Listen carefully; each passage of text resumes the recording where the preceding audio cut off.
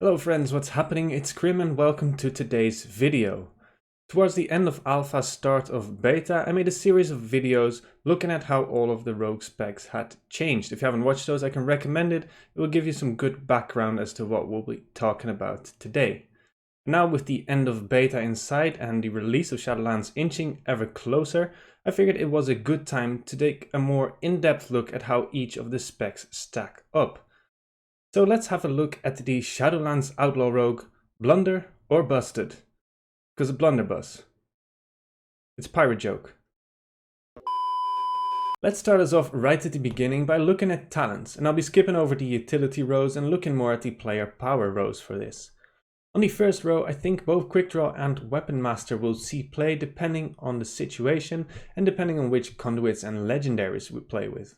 Weapon Master especially has got some cool interactions with Conduits and Legendaries, and I'll be coming back to this a bit further along. On the third row, I think we'll be moving away from deeper stratagem and returning to Vigor, especially early on in the expansion when stats are low, energy regen is 2 and Vigor does a ton to remedy this. We'll also be losing the Memory of Lucid Dreams Minor, which did a lot for energy regen, which further enhances the value of Vigor. Marked for Death can still see play in niche situations where you can make good use of the reset mechanic and you can be bothered with the hassle. On row number 6, it's looking like Alacrity is still going to be the go-to pick. Loaded Dice is still underwhelming and Dreadblades may need some tuning but can be very cool. I did a video on how this talent works exactly recently. If you haven't seen that, check it out.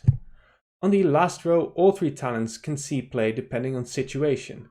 Dancing Steel is going to be strong in any sort of AoE kind of environment, but even on single target we'll be using Blade Flurry now because of the instant damage that was added when you press this button.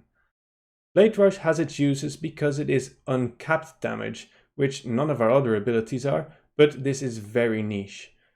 Killing Spree has some uses with the Guile Charm legendary effect especially, but outside of that probably won't see as much play depending on tuning. I've mentioned Legendaries a few times now, so let's go over those next. I'll go over which ones I think will see play in which situations. And since we're on the topic of being talented and legendary, if you guys have been enjoying my content and at the end of this video you want to see more, make sure to hit subscribe and leave a like if you did enjoy it. Let's start off the legendary talk by having a look at the neutral rogue legendaries, and the first power that deserves honorable mention is Invigorating Shadow Dust.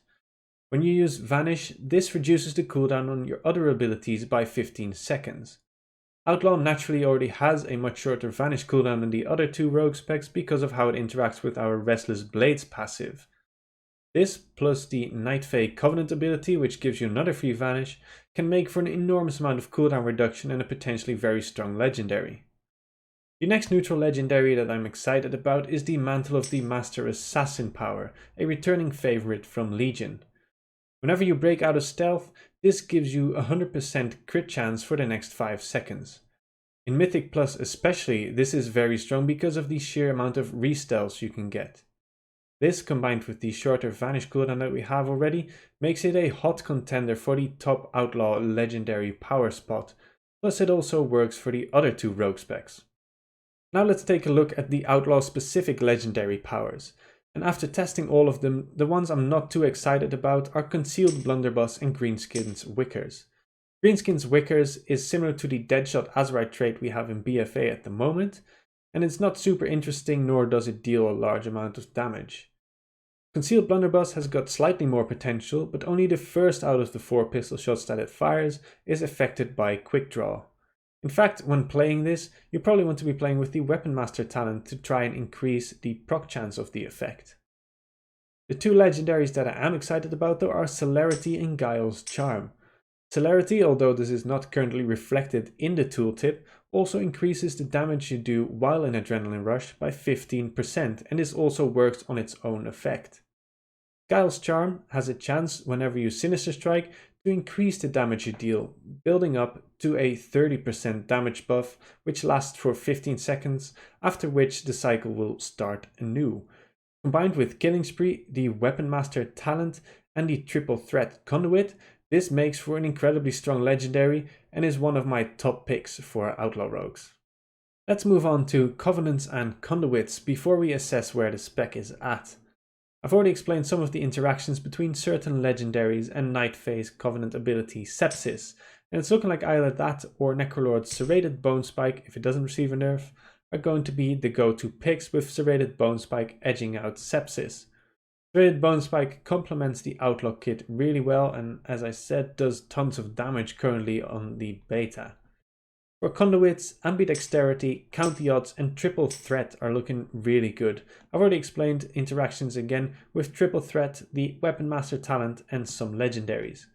County Odds is a fairly straightforward Conduit which seems reasonably powerful, and Ambidexterity is also really good and further reinforces the use of Blade Flurry on single target. How does all of this add up into Shadowlands endgame content? Keep in mind that we are still in the tuning phase of the beta and a lot can and will change between now, the release of Shadowlands, us hitting level 60 and the release of the first raid. If all of the rogue bugs for all specs are fixed though, I think Outlaw is secretly going to be in a really good spot still. For Mythic Plus and AoE situations, Blade Flurry will always be a very strong tool, plus we bring the added utility of Gouge. At the moment, the first instant damage hit of Blade Flurry also flurries back onto all of the other targets that it hits, which makes for some pretty inflated numbers and I'm not 100% sure is intentional. Also, past the initial hit of Blade Flurry, our poisons do not spread off this ability, which is probably a bug, but a bit of a bummer.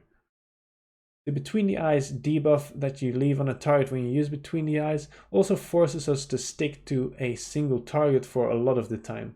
But despite all of these small disadvantages, Outlaw still does very respectable damage and I think can be the go-to pick for Mythic Plus. Even in single target from my testing, I think Outlaw can do very respectable damage with the right legendaries and talent setup.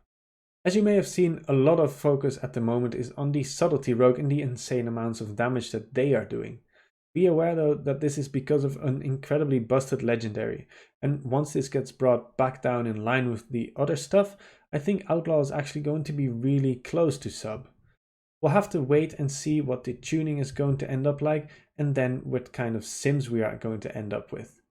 With that, I think you are now up to date on the Outlaw Rogue, and I'm personally looking forward to playing this in Shadowlands.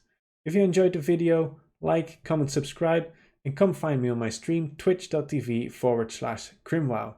See you guys in the next video.